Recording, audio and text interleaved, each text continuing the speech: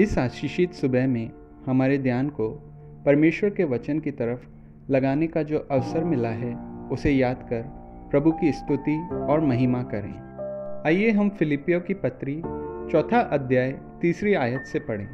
हे सच्चे सहकर्मी, मैं तुझसे भी विनती करता हूँ कि तू उन स्त्रियों की सहायता कर, क्योंकि उन्होंने मेरे साथ सुसमाचार फैलाने में क्लेमेंस और मेरे अन्य सहकर्मियों समेत परिश्रम किया, जिनके नाम जीवन की पुस्तक में लिखे हुए हैं। इस आशीषित वचन के आधार पर एक दूजे की सहायता कर, हेल्प अदर्स विषय पर मनन करना चाहता हूँ। जब हम इस वचन को पढ़ते हैं तो यहाँ प्रयोग किए गए शब्द को लेकर हम सोच सकते हैं कि यह प्रयोग पति और पत्नी के बीच के संबंध को दर्शाया गया है, लेकिन असल में ऐसा नहीं है।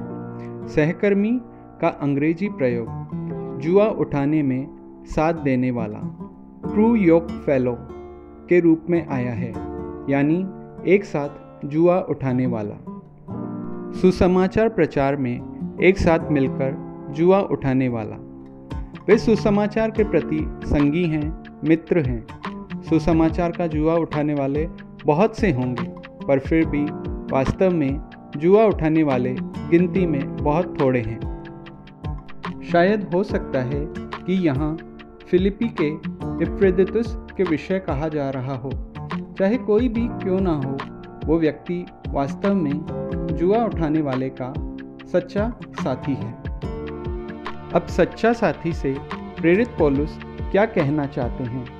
प्रेरित पौलुस यह कहना चाहते हैं कि एक दूसरे की सहायता कर, हेल्प ईच अदर। लेकिन यह किस प्रकार की सहायता की बात हो रही है? जीवन की पुस्तक में नाम दर्ज हुए वास्तविक जुआ उठाने वाले क्लेमेंस जैसे दूसरे सहकर्मियों के साथ सुसमाचार प्रचार में शुरू से लेकर काम करने वाला यहूदिया और सुन्तुखे सुसमाचार के लिए एक साथ काम कर रहे थे, लेकिन अब कुछ बात को लेकर वे आपस में सहमत नहीं हैं।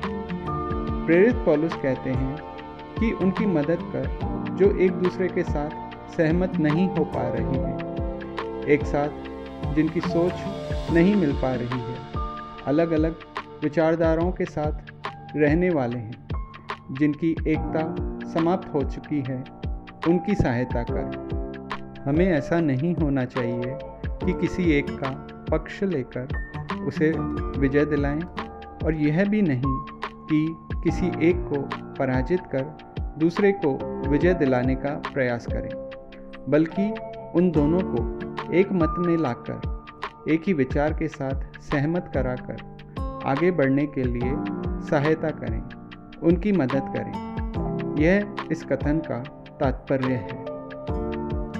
हर दिन हम हमारे दोस्तों के बीच, हमारे काम करने के क्षेत्र में, कलीसिया में, हर जगह अनेक समस्याओं का सामना करते हैं। ऐसे में कई असहमतियां हमारी नज़र में आती हैं, तो हमें उन मतभेदों को बढ़ाने के बजाय उसे सुलझाकर हमसे जो कुछ सहायता हो सकती है करनी है।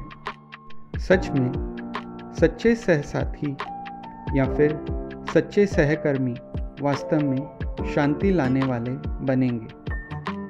इसके विपरीत में जो ऐसा नहीं करते हैं, वे शांति भंग करने वाले ठहरेंगे।